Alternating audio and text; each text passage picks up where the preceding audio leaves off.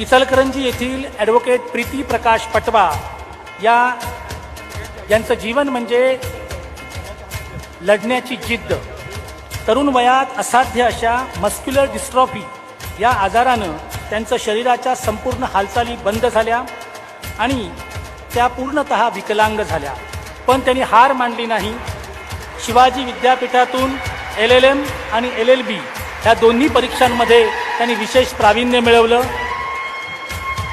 Set आणि नेटची परीक्षाही त्या अगदी पहिल्या प्रयत्नामध्ये उत्तीर्ण झाल्या. शरीर अधिकाधिक दुर्बल होत असतानाही शिवाजी विद्यापीठात त्यांनी अध्यापनाचं काम सुरू केलं. पुढे LLB, CA आणि CS या विद्यार्थ्यांसाठी खाजगी क्लासेस त्यांनी सुरू केले.